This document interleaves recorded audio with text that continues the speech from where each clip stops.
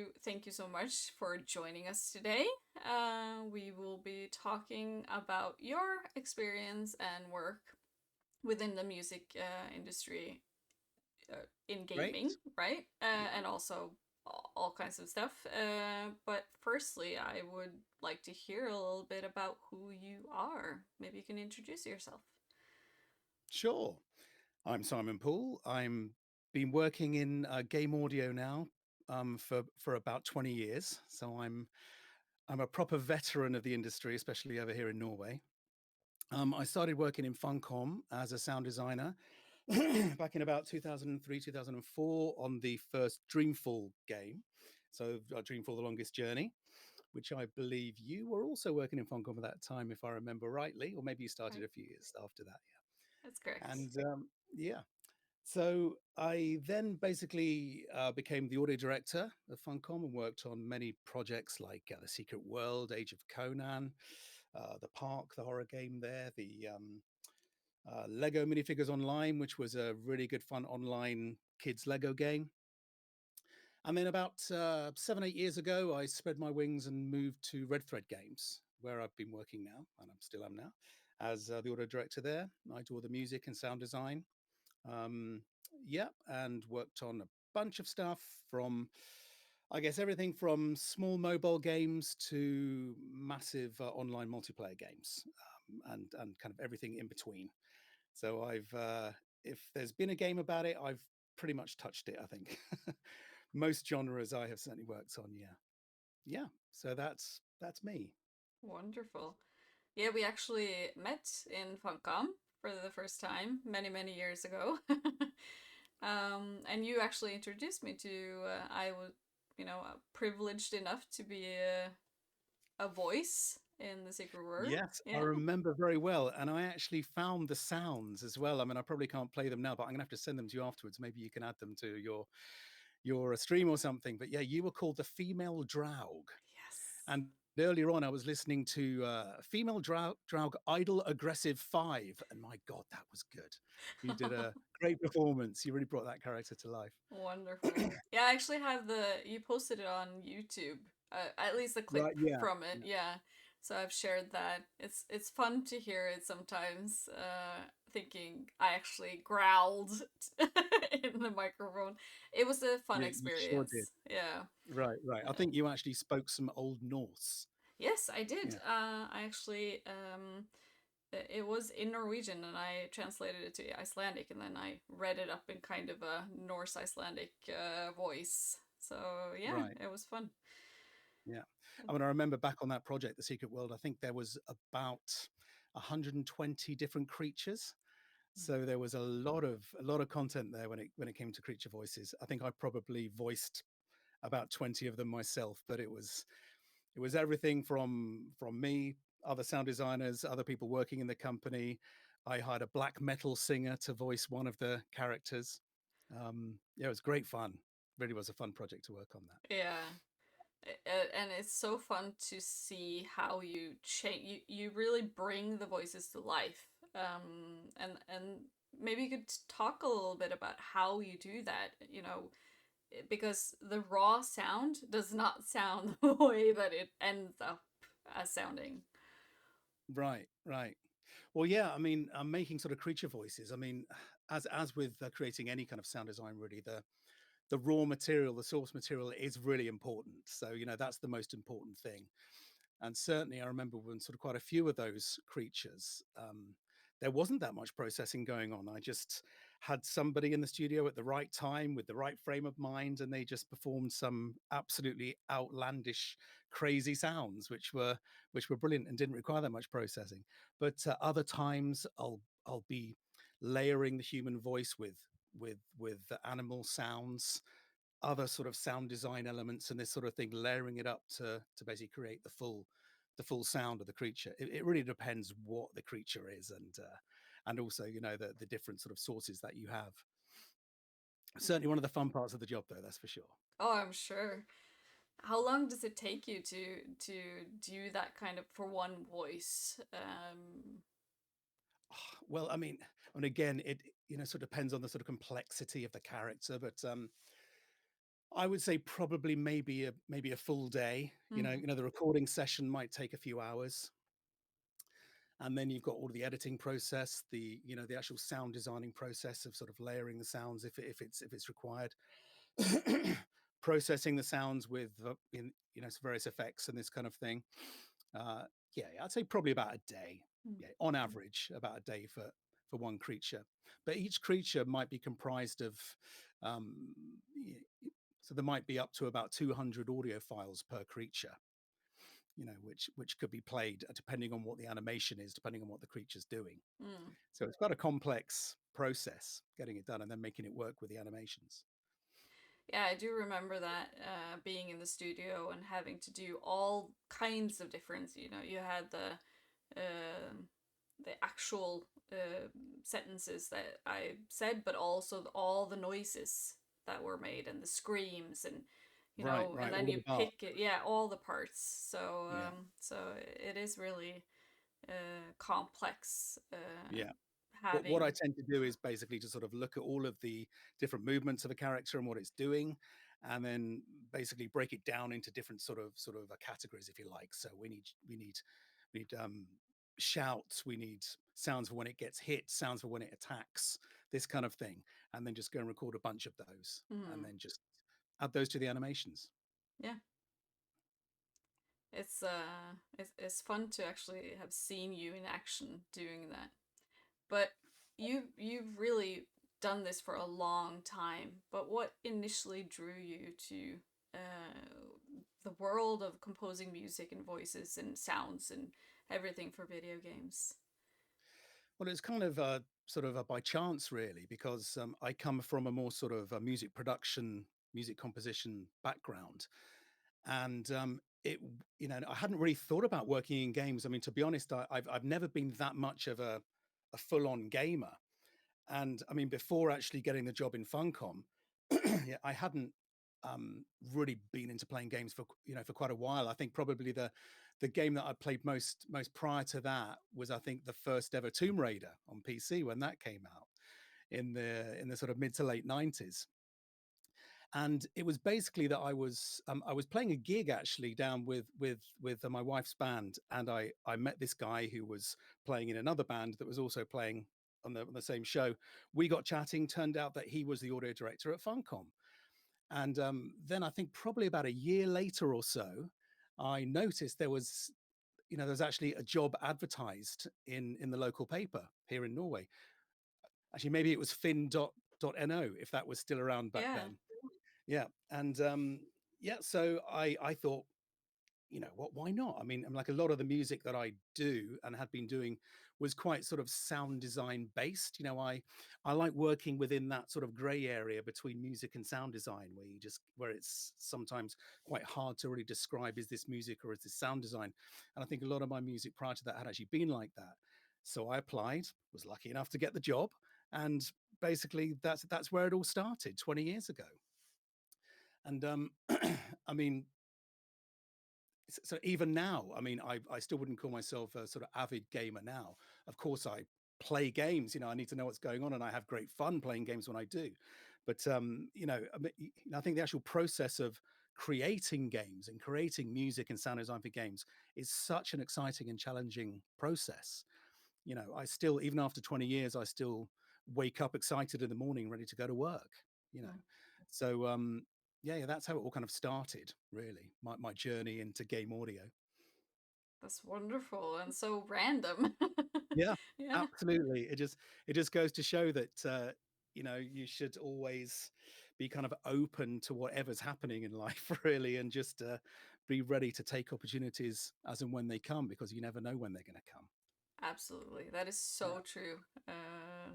And say yes because you never know what happens yeah, next. Yeah. exactly, exactly. Yeah, So how has your journey evolved from that first time? I mean, it's a long time, but yeah, you've yeah. started somewhere and then you built on that. Right. Well, like I said, I started off as a sound designer in Funcom. So back then I was pretty much just sort of making sounds to order, if you like. Somebody would would request a sound, and I would go and make it, and I would make sure that it got implemented in the game.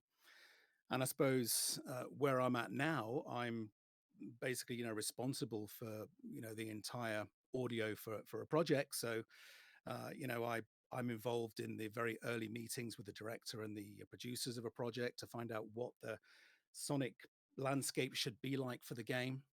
What story you know what story are we kind of trying to tell, because ultimately that's what we all are as sound designers and composers. We're storytellers.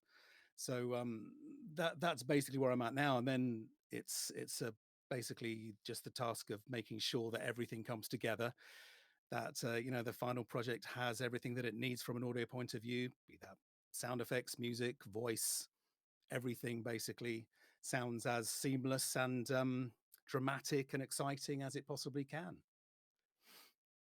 That's it's such you make it sound I don't know, kind of simple.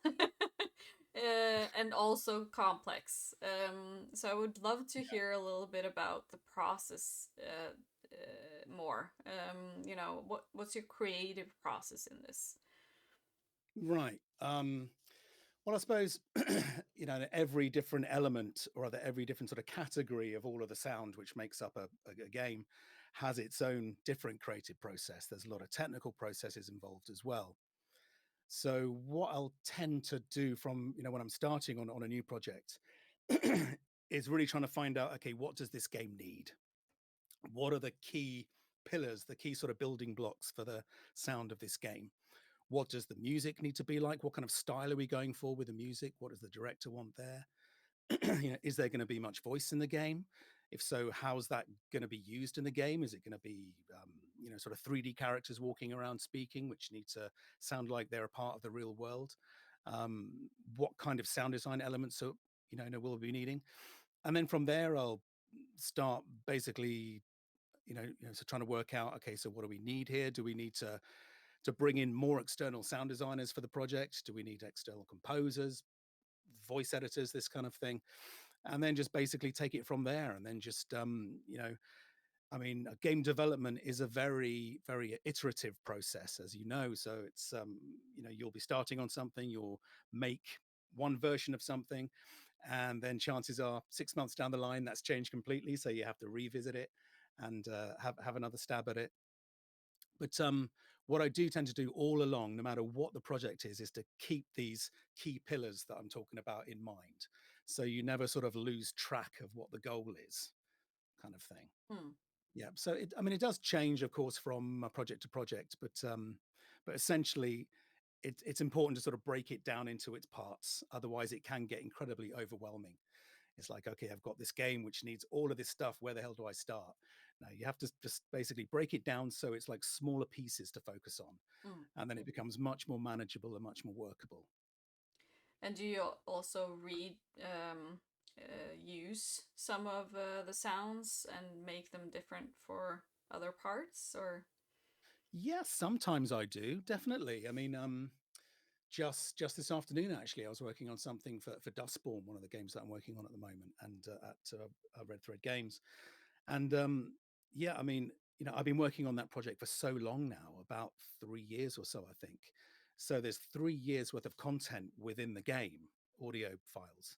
So I had to make a sound for something, and I thought, okay, yes, rather than starting from scratch, I'm just going to repurpose something which I've already made, and just sort of process it slightly differently than it was being used before, and then it worked fine. Hmm. So yeah, I like to be sort of pragmatic about it, and just if I've got something which I think will work, I'll just sort of try that first before going back to the drawing board again. That's probably a good idea when you have that much material as well. Yeah, It's and the same with the music as well. mm, For instance, still talking about Dustborn. So far the game has 5.5 hours worth of music in it, and much of this, much of the music content is modular. It's basically exported in layers, and so it can be remixed in real time in the game. So sometimes I might, have a new scene to work on or something, and I think rather than going back to Logic Pro, which is the program I use for making music, and just starting from scratch, I'll just basically maybe just sort of strip out one or two of the layers from one track, and maybe that works fine. Oh You yeah, know, yeah. That's saves a time. brilliant way to do that. It's yeah, and also maybe piecing things together. I don't know how that works, so it's so interesting to hear kind of how you work with the soundtracks and the Yeah. music. Well, I mean, you mentioned piecing it together. With so like I said, out of the music in the game, so much of it is kind of modular and layered. So, I mean, much of it is just small little pieces, almost like sort of Lego pieces of Hmm. music, if you like, which are being re-stitched together, if you like, in real time, depending on what's happening in the game. So you can go from an encounter which is very, very kind of low intensity, and that can very, very quickly build up musically into something which is very high intensity, but yet to the player it seems seamless. It seems like the music was written that way, Hmm. and that's always my goal anyway, to make it try and make it sound as seamless as it possibly can, so people could think that they're watching a movie in a sense, in terms of the music. But Yeah. no, in fact, it's all being mixed together in real time. It can be a bit of a nightmare as well. It can keep you up at night sometimes when things aren't working as they should do. But when it does work, it's really, really satisfying. I believe that it. I haven't even thought about that when I'm playing a game that is actually doing that in real time. It's Yeah. that is very different from anything else in the way of Yeah. composing music. Yeah, I Uh, think I think most games tend to do some element of kind of interactive sort of recomposition in real time. Not all. Some games still just play sort of linear pieces of music. Sometimes I'll just play a linear piece of music if that does the job. There's no point in sort of overcomplicating things if it doesn't need it. So sometimes I will, if it's a cutscene or something, or just maybe a sort of mellow sort of background piece of music. If I know that nothing else is drastically going to change in the scene, then there's no need to. But if you're writing combat music, for instance, or if you're composing for a scene which is going to be changing dynamically a lot in terms of the sort of tension and the dynamics of the narrative of the story, then I think it's very important to do that, because I think the last thing you want is to just suddenly be changing the piece of music, and it's very obvious that you're changing the piece of music, because that can really sort of throw the player out of the immersion of the experience. And I think that's ultimately you want to keep the player as immersed as possible all the time. So mm. so we use these little tricks to try to sort of follow the gameplay without losing the immersion. But that probably has changed over time. It probably wasn't this complex in the 90s, early 2000. Yeah. Um, Well, yes and no. I mean, because certainly many games back in the 90s would just be playing linear music. But then if you go back further, if you go back to the 70s, and if you remember the original Space Invaders game, even though that was just played on, you know, a 8-bit chip, it was essentially just, this four-note melody repeating, dub, dub, dub, dub, dub, dub, dub, dub, and that was basically the tune. But yet, it speeds up and slows down dynamically depending on what's happening. I yeah. think Pac-Man did a very similar thing. So, I mean, in that sense, adaptive music has been around since the dawn of games, really. But certainly since we got into the 90s, and we got into more sort of sample-based music, if you like, where memory was quite limited and this sort of thing, it would often be just a linear tracks. But certainly, I remember back before I started in Funcom, actually, in Anarchy Online, the sci-fi MMO they made there. There was a pretty complex interactive music system going on in that, if I seem to remember, more so than we did in Age of Conan afterwards. Mm. So, you know, it has been there for sure. But I mean, the place where we're at now, especially using what we call middleware. We use programs called WYs or Fmod, which are basically these kind of audio programs which sort of slot into the game engine, if you like, and it makes it easier for sound designers and composers to sort of implement their music and sound design in sort of creative ways without having to learn C++ and blueprints and this kind of thing.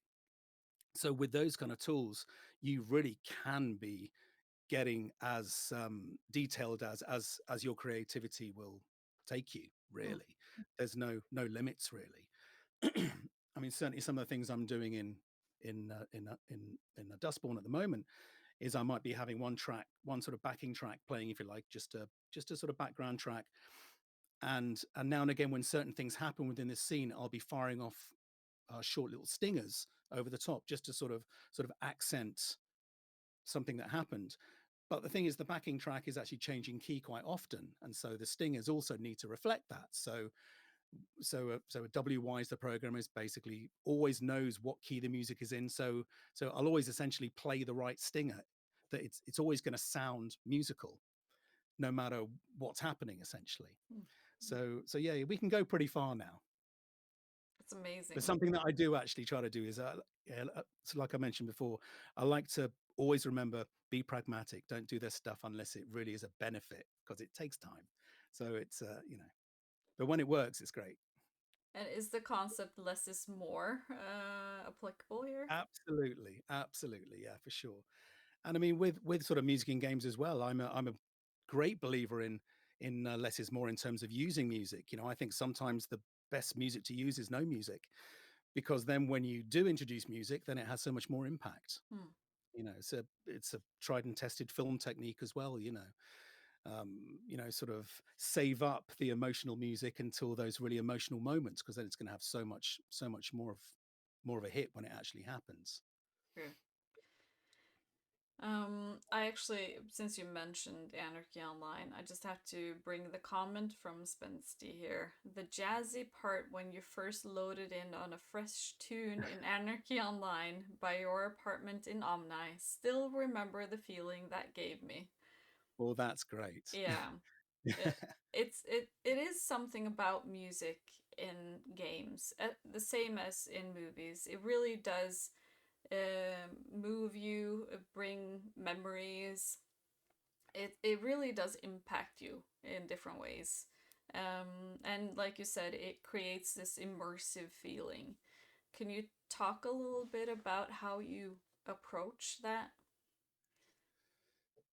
Yeah, sure. I mean, I suppose essentially it goes back to what I said before, which is that it's all about the story. So Mm. the first thing I'll do is I'll go and have a chat with the game director, find out what's the story that we're telling, um, and then basically start to take it from there. Really, because I mean, yeah, I mean, music really is, it's kind of like the emotional glue of the story, really. Because it hits you in a kind of a sort of transcendental way. It's much more subtle than visuals can be, in a sense, because it's not just right there in front of you. You have to process it, and of course, when you are processing music as well, it does. It's like you mentioned. It might trigger memories. It triggers past associations and this sort of thing. So it can be a very, very powerful tool. So I'm often aware of the power that we have in our hands, when we're actually writing music for games, that you really can change the emotional beats of a story just by how you change the music. Sometimes it can go wrong. Sometimes you can be doing the wrong thing completely, so you have to, and it might change it in the wrong direction. But other times, um just by removing some instruments, just by adding some instruments, just by changing something slightly, that can have a really, really powerful impact. So certainly, I mean, I've worked on quite a few narrative adventure games where it is all about the story. There's lots of dialogue and this sort of thing. And on many of those projects, you know, rather than saying, okay, so for this part of the game, we're going to play this music. For this part of the game, we're going to play this music. It sometimes gets really, really granular, to the sense that it's like, okay, so for this conversation, we'll start playing that music. When that character says this, we're going to transition into this music, because just to really try and follow the flow of the emotion of the story. Mm. So yeah, it really can have a very, very strong impact on it. It really can. And of course, then it just comes down to how much time have you got, how much budget have you got, how deep can you go. you know sometimes you have to just paint the general mood with music, and that has to be enough. Mm. you know but if you have the luxury of time, then it's great to really get into those details. Yeah, that's why. Mm, Yeah, I do actually really like working on projects for a long time, because then I can, then I've really got time to sort of add those little details, which I think take it from 10 to 11. Even I the can things that see some that. people might not notice, but subconsciously they will notice. Yeah. I can understand that. And also, then you kind of live in that universe and really get to know that universe and feel it. That probably helps in communicating it through music. Yeah, Um, yeah, yeah, for sure. Yeah, mm, absolutely. And because I think that can be one of the challenges that certainly that freelance composers have, that they're having to jump between different projects so often. And I've been in that situation myself sometimes, where you're working on one project, and you have a deadline, you have to deliver some music for that. But there's another project which has a deadline at the same time, and it might have a totally different mood. Like, I remember once I was working on a Lego game at the same time as a really quite terrifying horror game. And so that was really like a sort of playing with my mind, like sort of uh, from like 10 to 11, I'd be making some sort of terrifying horror music. And then from 11 to 12, I have to jump onto little squeaky voices and this sort of thing. Um, yeah, yeah. So you have to be careful sometimes, which client you're sending the audio files to, making sure you're not getting muddled up. a very scary Lego game. Exactly. That could have been. Actually, it's not a bad idea then. No, Could be. true. It's a new genre. Yeah. um, I was thinking about how how you work with these sounds and everything. It's and the music. Do you test it on people to kind of see how they react to what you've created? So sort of lab rats, you mean? Yeah, basically. Bring them in my Yeah. studio and How strap do them you down. respond How do to you this? feel? That if I did that, they'd probably feel terrified. But well, I mean, what we do, of course, a lot, when you're working on a game, is that I'll sort of come up with something, stick it in the game, and then people will play it. The dev team plays it. So if there's any feedback, then you know people are often quite quick to give that to you. Um, but I don't think I actually make a conscious effort of actually sort of getting people in, saying, so how does this make you feel, in a sense. I think actually with a lot of the music that I write anyway, I like to keep it quite subtle, in a sense. I don't, you know in the sense that I don't really want to be sort of sort of a putting finger on the nose kind of thing, like almost sort of cartoony kind of thing. I like to keep it a bit vague. I like to let the players conjure up these feelings themselves. I feel I'm there just to guide them in a way. I don't want to do like a Mickey Mouse thing. um but no, I mean, of course, after writing a piece of music, I'll sort of sit with it for a while, listen back to it over the next few days and that sort of thing, see how it feels. And there are times when you've sort of missed the mark. It still sounds like a nice piece of music, but it might not be dead on. And I think working with clients as a composer as well, you get that a lot, because you don't know what's going on in the client's head. You don't know what their associations are with certain sounds and certain instruments and this kind of thing. um, so sometimes you might write something, and you'll get feedback that, it's not quite right, sort of thing. I was hoping to go more in this direction, this sort of thing, because music is such a subjective thing, right? I mean, it's there's always there's thousands of different ways which you can interpret an emotion musically. So and it's not surprising that sometimes you miss. But yeah, it feels good when you hit. That's good. Yeah, I can understand that. It's probably kind of a any kind of good feedback on any project that you worked on for a long time. It's always good to know that you've Yeah, for sure. I mean, sort of funnily enough, I mean, I think all of us composers, I think we're quite fragile at heart when it comes to sort of letting go of our work. I mean, just the other day, I was listening to a podcast with Hans Zimmer talking about his music on the Dune movies, and he was saying about how there'd been many times where he'd sent off pieces of music to the director Denis Villeneuve, and then he hadn't heard anything back for a few days, and he was just petrified. He couldn't sleep. He was like, "Oh no, what does he think of it? Maybe he doesn't like it." This is Hans Zimmer we're talking about here. I think we all have a an imposter syndrome sometimes inside of us. You know, so yeah, those are sometimes the hardest. It's the hardest moments when you send off some music to a client. It's like, then you're just sort of tapping your fingers. Hope they like it. I think it's so good to hear that, from such experienced people like yourself, to hear that you still have that feeling. I think that's very healthy, to because that pushes you to do even more and even better all Yeah, the time.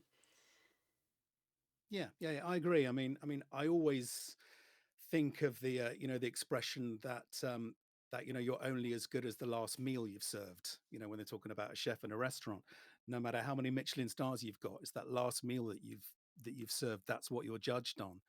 So yeah, I always want to make sure that everything I do is to the highest possible standard, no matter what the budget. You know, if I've only got the budget to use a piano and one other instrument or something, I'm going to, make damn sure that that sounds just as polished and high production value than had I been to Abbey Road Studios recording with an orchestra. You know what I mean? So Mm, it's all just about the work that we create.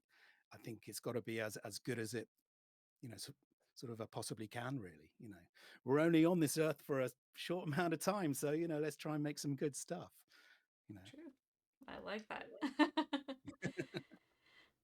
um, could you tell us a little bit about some kind of unique challenges and opportunities that you've faced working in this industry? um yeah, I suppose some of them would be that sort of working as a part of big teams when maybe you're not getting the information you need in order to be able to do exactly what you need to do. That's often a challenge. Um, Working with people who don't come from an audio background, that's something which you really have to learn to be able to do, and to basically, I often sort of encourage people when they're trying to get into the industry, if they ask me for some tips or anything, is that it's really important to learn the language of game development so that you can really communicate with all other members of the team, be that artists or animators.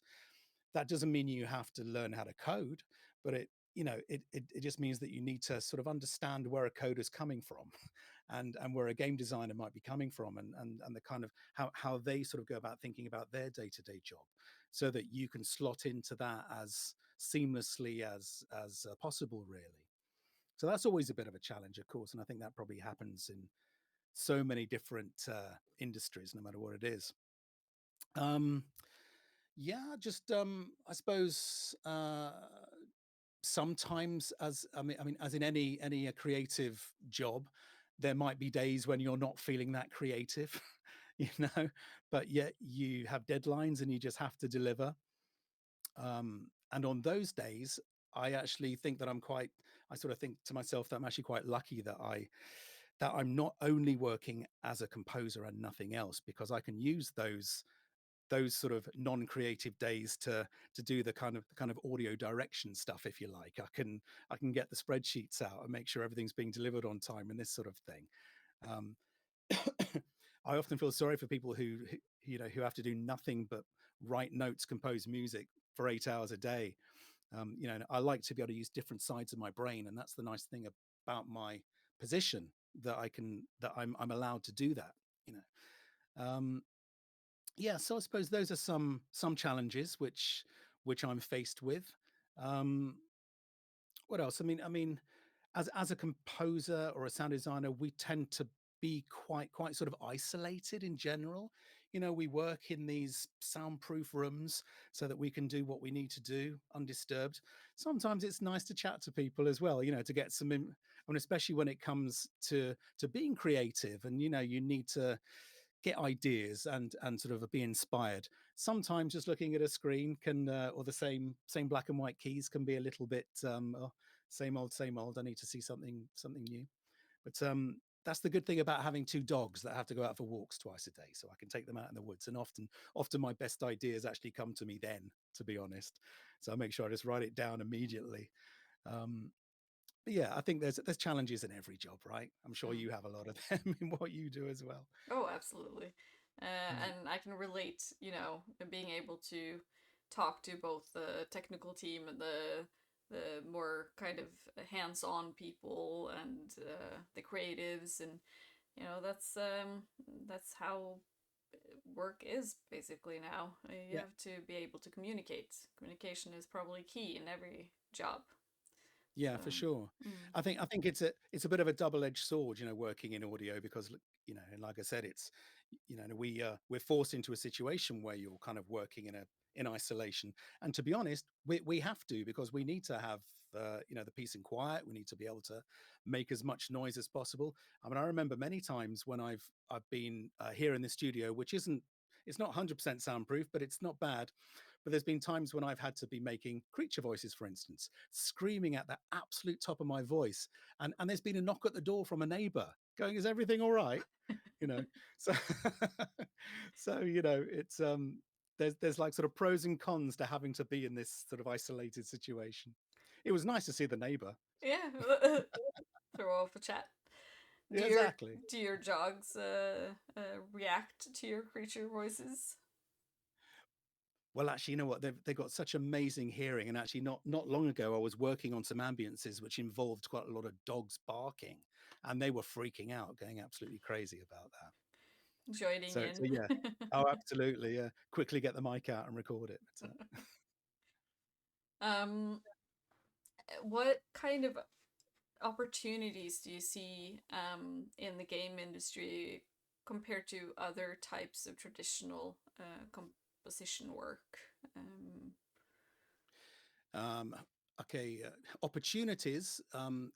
It's actually getting pretty tough now, to be honest, because it seems that the majority of young composers are actually more interested in getting into games now than film and TV. oh, So there's a lot of people out there wanting to break into this. So but I mean, of course, there's so many more games being made as well, which is great. So there's plenty of opportunities out there, really. Um, but what I often say to people is that if you are looking to get into this for to make a living, is that it really is worthwhile learning. Like the middleware that I was talking about, Wise and Fmod, getting your head around that, learning the sort of different techniques and philosophies of interactive music compared with linear music for film and TV. Because there are many fantastic composers out there, but there's not that many of them who really know how to do it interactively. So I think if you do want to get a little sort of foot in the door compared with others, if you like, it is really worthwhile learning that stuff. I mean, I think especially if I mean, I guess if you're going to be starting out, then chances are you'll be working on smaller indie projects, I guess, where they probably haven't got an audio department in the studio. So chances are you're going to be asked to basically not only just write music for the game and sounds for the game maybe, but you're probably also going to be asked to implement it as well because they don't know how to. So I think it's in that respect it really is worth sort of like I said, learn the language of game development so you can sort of get started straight away rather than just being somebody with some great music. Try and fill up your toolbox with as many tools as you possibly can, so there's more chance of getting hired in that respect. But yeah, there's certainly lots of opportunities out there, but be prepared for them, I'd say. absolutely. It is a difficult industry in general to get into. And I've had questions about, for instance, how to become a voice actor, and that's very challenging, I would Yeah. believe. There's a lot of people that are doing Yeah. that. Yeah, I mean, to be honest, I haven't worked that much myself in the voice side in terms of casting. I've I've worked on countless projects when it comes to actually editing and processing the actual voice recordings. But I think what most studios tend to do really when it comes to voice acting is that they will hire a casting agency to sort of take care of it for them, in the sense. So I think being a kind of a lone wolf, if you like, as a voice actor, just trying to get work. I mean, of course, there may well be some opportunities out there if you go to the right, the right places, if you do the right sort of networking, because it's all about who you know, right? Let's face it. If I mean, as long as you can deliver the job, and if you've met the right person, then chances are you could just land a voice gig, just basically by knowing the right person. But I think you'd certainly have a lot more chance of sort of getting into that if you are represented by an agency, I think. And because it seems that that's where casting agencies tend to go, that they want to sort of minimize their work as much as possible. So they'll if they can go to one place and say, okay, this is what I need, Hmm. so 10 characters, please deliver them for me, then there's probably more chance of getting into it like that, I would have thought. But I mean, certainly in terms of honing your skills as a voice actor, certainly just sort of trying to record as much as possible, record show reels, send them off to casting agencies. I think that's probably a good step Hmm. in the right direction, I would have thought. Yeah. Building a good portfolio. Um, Yeah, for sure. And I mean, maybe having something sort of special and sort of a characteristic about your voice as well. Like I remember working with one voice actor back on where was it? Was it on the Lego game? Can't actually remember now off the top of my head. I think it was a Lego game. Anyway, she had worked on one or two of the Sims games, doing this sort of Simlish voice language type thing, and so she'd really sort of mastered that, and that happened to be just what was needed for this project. So I mean that's what got her the gig. She had something special, sort of thing. So yeah. yeah, and it's something which I always say to sort of composers as well, and sound designers, especially composers. It's like really try to find your voice. Try to find your own special something which the next person hasn't got. You know, Hmm. I think especially now, not that I really want to get into a discussion about this, but especially now that AI is getting so good at music, you know, I think you've got to have that special something about your own music, which is going to, which will be the sort of deciding factor of why you get hired and not the next person, Hmm. you know, That's a because I very good think, tips. yeah, because I think a generic music is going to be very, very easy to produce. Yeah. Hmm. So do something non-generic. And that's probably where the interactive part comes in as well, learning those kind of tools because the AI isn't Absolutely. there yet. So Yeah, being ahead of AI is always a good for thing. sure. Yeah, Yeah. And also absolutely. voices, specializing in something that sounds unique. Yeah, Yeah. definitely. I mean, with AI voices, I worked on some projects where AI voices have been used for the placeholder voices, and with the intention of replacing them with actual actors afterwards, because it's a great tool if just for sort of planning out, the voices for the game. But very often there's been times when I've actually been sort of playing back stuff in the game, and I haven't been 100% certain if this is an AI voice or if it's actually been replaced by the real actor yet.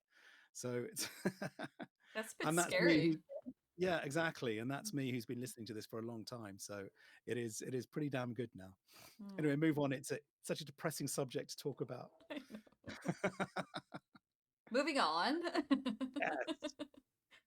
um, can you share some of the most memorable experiences that you've had, or some favorite projects that have kind of really piqued your interest? Yeah.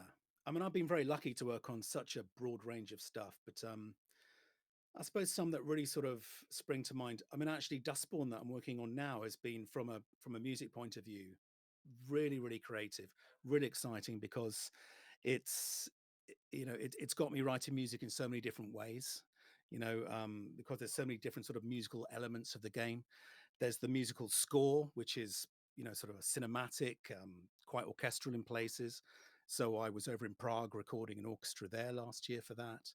and but there's also music games involved where you play a kind of a Guitar Hero style game with a band. So I had to write some tracks for that. That was great fun. The tracks came out like sort of Scott Pilgrim type style, quite grungy and punky. So that was really great. And yeah, so lots of different stuff there. I got to collaborate with some great people as well on that project. Some this fantastic guitarist from London, a friend of mine called Charlotte Hatherley, who is in a band called Ash. They were a huge band in the 90s and the early 2000s. Then if anyone's heard of them, so I worked with her on that project a lot. So that was great. Yeah, I suppose some of the highlights have been when I think of the collaborations across different projects have been great, because it goes back to the fact that we spend so much time on our own in this room.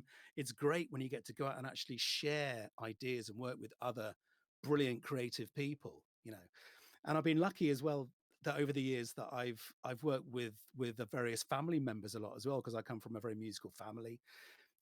Both my parents were in the BBC Symphony Orchestra. So I've had them playing on various projects. I had my dad playing violin on the Draugen project. I've had my mum playing various sort of cello pieces here and there on stuff. My wife's a singer, so she's sung on pretty much every project I've worked on since the early 2000s, which is great. And now my daughter is also a wonderful singer, so she's getting involved as well. She's Her first appearance was singing on the Dreamfall soundtrack, the Dreamfall Chapters soundtrack, when she was 6. And Really? That was yeah, her? yes, that was her singing on the opening scene in Wow. Dreamful Chapters. Yeah, when she was 6. Anyway, she's now 17. As much time's gone by, and she sings absolutely amazingly now. So now I almost have a choice if I'm working on some music and I'm thinking, okay, let's go do some vocals. You know, who am I going to call into my studio now? So that's great, and that's a really nice thing to do as well. So sort of getting the family involved. So I think, yeah, those are all pretty sort of memorable experiences, I think. Absolutely. How wonderful. And so fun that you can share this with the whole family. Yeah, it is great, especially I mean, it's with my parents who come from very very traditional classical backgrounds. So getting them involved in more sort of contemporary stuff, you know, it's quite fun sometimes seeing them completely out of their comfort zones, you know, and they're in their 80s now, but they still have a go. That's great. Yeah. What did they think when you started in the game industry? Um, I think probably like any people of their generation, they didn't really understand what the hell it was all about. I mean, um, I think in recent years, maybe in the last, I don't know, 10 years or so, they've started to kind of appreciate what I do. Is artistically and culturally valid. It's not just some nonsense on like a video game. It's like sort of proper stuff. Um, but yeah, I think at first they thought that the computer did everything. I remember when I first started actually producing music, you know, using a computer as a sequencer, sort of recording everything into a sequencer rather than on tape, basically. And I remember that their reactions would be like, "Oh, it's amazing what computers can do now, isn't it?" I mean, and that was about as far as their praise went, because they really thought that the computer was doing everything, you know. It is a good point, though. So many things have changed over the years, and especially with technology, as you mentioned, AI is starting to affect Yeah. the industry, and but staying up to date throughout this it must be challenging. Yeah, it is absolutely. Especially when you get, when you get to my age, when you tend to be a bit sort of stuck in your ways, you know. But no, it is important, definitely, to keep on top of the latest technologies, the latest techniques, and this kind of thing. Um, but I don't feel, certainly from a creative point of view, I don't think that you should be obliged to always jump on the latest technology just because it's there. I mean, you know, there's probably a very good reason why the violin is still the same as it was for the last whatever 400 years or so. So I mean, it does the job it does pretty well. You can't really beat it. And but yeah, I mean, of course, my studio equipment has evolved dramatically over the last 20 years for sure, you know. So yeah, it's important to keep on top of what's going on, and with game audio as well. The tools are forever changing. It's great when you find a tool which can make your job easier, and in the sense that it can save you time. I'm not a huge fan, as you probably got as you probably got the impression, of tools which remove the creative part of the process. But I like to do that myself. But I am all up for a tool if it's going to save me half an hour Mm. doing a sort of a laborious technical task. So yeah, I get the updates as everyone does in their email folders and this sort of thing, of what the latest version of a program you've been using, and the new fancy things it can do and this sort of thing. Yeah. Do you have like time to test it out and see if it's something that you do want to use, or? Yeah, it kind of depends. I mean, like at the moment, for instance, we're working up towards the end of Dustborn, so I've hardly got time to do anything else at the moment. But apart from actually getting that finished, but so during the sort of downtime in between projects, I'll always use that time to Mm. sort of find out what's going on, if it's worth changing a few of my tools and this sort of thing, upgrading stuff. But I'm also uh, quite, what's the word? Apprehensive, I suppose, about upgrading software mid-project, Mm. because I've had a couple of bad experiences where I've decided to update something mid-project. All of a sudden, things stop working and this kind of thing. So once I've got a system that's working, stably and solidly, I'll just stick with that until a project's signed off, and then I'll take the risk of maybe updating a sort of operating system or something. That sounds like a smart plan. Do the game, actually the game software that the developers use, do they influence you in any way, or is it completely separate? No, I think as a yeah, good question, because I think quite often the way that I will think about implementation might be based on sort of how a particularly how a particular tool works. If I'm using Fmod, or if I'm using Wise, or just Unreal or something, all of those three systems are really quite different. So that might actually affect how you actually end up creating something, or rather, at least, I mean, maybe not how you actually end up creating something, because the music is the music, and you should always create that to be as great as it can be, not based on a particular software. But when it comes to maybe how the music is exported, so how it's actually going to be so played back in the game, that, yeah, certainly the technology can certainly have an impact there on the kind of choices I'd make. Hmm. It is very complex. I mean, your process, you've learned so much over the years, of course. You've been on so many projects, but just, the complex kind of creative technological experience throughout this, it's so interesting to kind of get a little glimpse into this work that you're doing. It's very fascinating. Yeah, I'm cool. learning so much. Yeah, I mean, certainly, but so with that said, I think there's things that I learn and sort of practices that I would have used 15 years ago that are probably forgotten about now, because I've moved on to doing things in a different way and this kind of thing. So but yeah, it's I mean that's one of the benefits, of course, that having experience gives you. It means that when you're starting on a new project, especially, you can make the hopefully the right calls in terms of what a project needs, how many staff it might need on the project, and this kind of thing, because you've been round the cycle so many times. You know what works and what doesn't. Hmm. So yeah, I mean, that is something which only really happens with experience. Yeah, I mean, there's some great courses out there for sort of to learn how to do game audio, but they don't teach you that.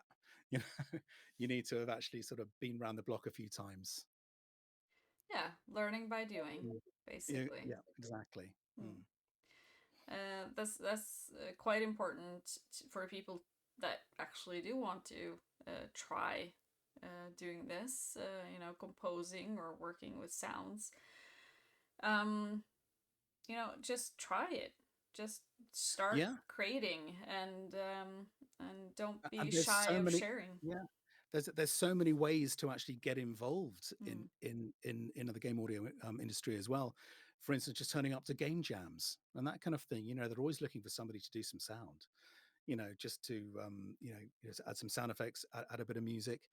So I mean, and that's also a great way to network. You know, because it is essentially, of course, you've got to be able to do your job well and actually come up with the goods, but you've got to know the people as well. You know, that's how it is. So yeah, I would really encourage, you know, young people who are looking to get into the industry just to sort of put yourself in the right place at the right time, you know, because we kind of make our own luck in a sense.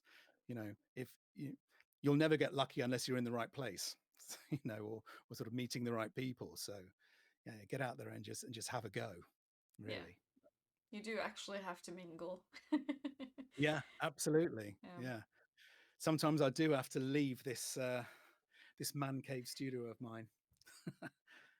But it does sound like you like to leave it sometimes. It's Oh, for sure. yeah. Yeah, yeah. I think as a creative person, you have to just, because I think that's where we're drawing our inspiration from.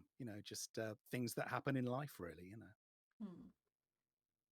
Yeah, you mentioned you walk with your dogs and you get your ideas from that. That is a very typical kind of thing that when you're deep dived into something and you're stuck, just go do something else. Then it kind of happens.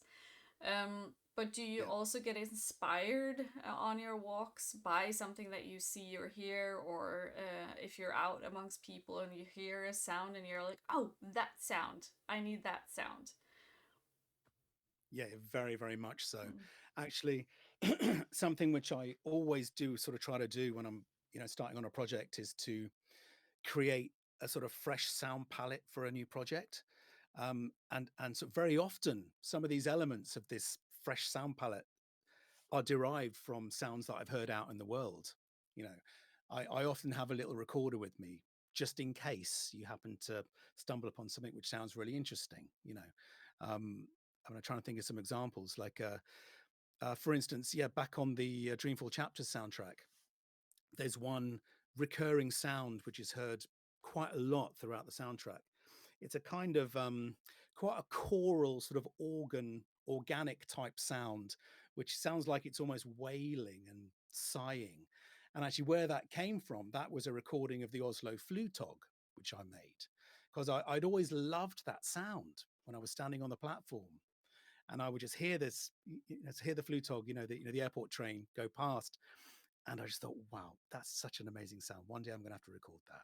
So I did. I went there with a recorder, took, sort of recorded a couple of passes. So I was waiting around for quite a long time on the platform. People didn't know what the hell I was doing, pointing this big fluffy microphone at the train as it went past.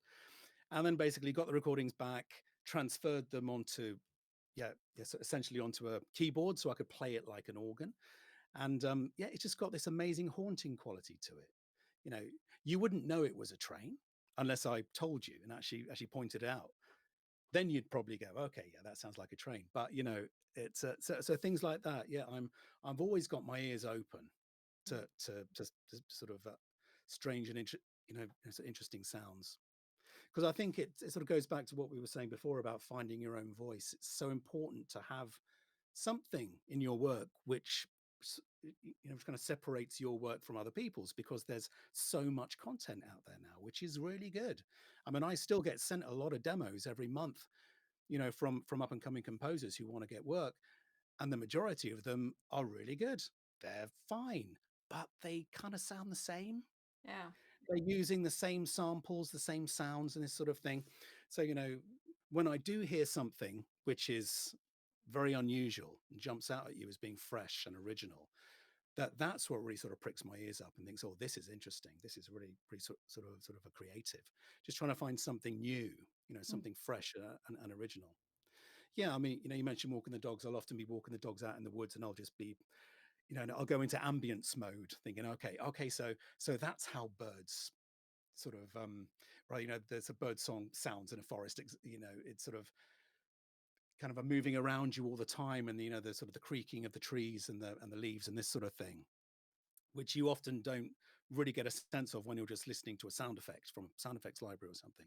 So yeah, I'll often just sort of pick up on sort of things like that, and then try to translate that into what I'm doing in a project, Mm. to try to make things as real and as alive as I can. And do you often have a specific project in mind, or is it sometimes you just kind of, okay, this might come in handy? Yeah, I think both. I mean, I've got folders worth of stuff that I've just recorded, which I still haven't used. Mm. Just sort of interesting sounds with the most odd file names. Like I was working on something the other day, and I actually went back to this old sound which I recorded about 10 years ago. I think it was called dropped bowl and crack, where I'd dropped a bowl or something, and it made this strange cracking sound. And I thought, oh, that's an interesting sound, so I must repeat it. And I went and basically did it again and recorded it. And but yeah, so that had just been sitting there for ages and ages, just because it sounded interesting when I first heard it. It sounded quite unusual, and I finally found a home for it, which was nice. That's You know, fun. we've got all these little sort of sound orphans lying around on my computer hard drives, which hopefully one day will have a home. Oh, that's the nice way of putting it. You've got sound orphans. Yeah. I like that. You need to name the main folder Sound Orphans. Right, exactly. Yeah. I think I'll have to go and rename that. Yeah. Um, is there anything you would like to mention? Anything you think people would like to know that we haven't talked about? I don't know really. I mean, we've spoken about a lot. We've covered Yeah. a lot of ground. Um, I don't know if there's any questions or anything that people have asked. No, it's actually Maybe been not yet. quite Might be quiet. quite quiet. Yeah. No, I mean, I would just, like I've said a few times, just to encourage people that if they are interested in game audio, be it music, sound design, voice for games, just to go and have a go. I mean, you can download programs like Wise and Fmod for free from the websites, just to sort of get a look at it and have a go. Just start sort of messing around with sound is how I like to call it. Just sort of try and make some crazy sounds and see what comes out, because it's going to be your sound. Like I'm often walking around the house, just sort of hitting stuff and scraping stuff just to see what might happen. And I mean, now and again, something wonderful happens. I remember this other sound on Draugen, actually, which I made, which was it's another sort of reoccurring sound on that project, which is the sound of an oven rack. I'm not sure what that would be in Norwegian, but when you open the oven, you pull it out. It's the piece of metal with the slots of metal Yeah. which running parallel. I basically took that out, and I just noticed, my God, this sounds really interesting, as I knocked it. And then I started bowing it with a cello bow. And it's like, oh my God, this sounds amazing. I've never heard anything like this before. So I did the same kind of process, made myself a little instrument on the keyboard with it, and that shows up loads throughout the soundtrack of Draugen. So I would say just go and have a go at making your own sounds, finding your own voice with it. So the kids, the very small children, are onto something. Banging everything in Oh the God, kitchen. yeah, absolutely. Never stop banging stuff. No. Scraping stuff as well. Yeah. Anything. That's I think a very, very fun and interesting approach for trying, just bring a recorder, do a bunch of sounds, then sit down and try it out, see what you can get, tweak it, work with it. Yeah, just have fun. Absolutely. And yeah. And there's so many amazing tools out there now, software which you can use for doing sort of crazy stuff, sort of open up some sort of audio plugins and do something with it that it wasn't designed for, Mm, and sort of see what happens. Chances are you might make a little bit of audio magic, and it'll be your audio magic, which is the nice thing. exactly. Yeah, That's probably the best part. Nobody else has that sound. exactly. Yeah. Yeah. And I think I'm also, when I post the videos, this interview, I'll also post the links to the systems that you're suggesting, so Sure. so that Yeah. everyone can It's a good just idea. check it out. Yeah. Yeah, and look into where the sort of game jams are happening. There's often sort of game audio meetups as well. Yeah, something else I should mention is that there is a great organization here in Norway called Game Audio in Norway, which has tons of great information on the website. You can sign up and to become a member of that. I would really recommend that as well. It's a great way to network within the industry. Wonderful. Yeah, That's a good tip. and I'll send you the link to that so you can also add that to your Thank list you. of links. Yeah. Great. I think we've pretty much covered everything and more that we planned on talking about today. We're not touching on AI. so I would like to thank you so much for doing this interview with me, having this wonderful, creative, interesting talk, and letting us deep dive into your world. It's very fascinating. Yeah. Thanks so much. It's been a pleasure. It's been great. Thank you. And so good to see you again. Yeah, likewise. Sure that we shall hook up at some event somewhere soon. Absolutely. No doubt. Okay. Have a Cool. wonderful night. All right, then. Same to you. Thank Bye-bye. you. Bye.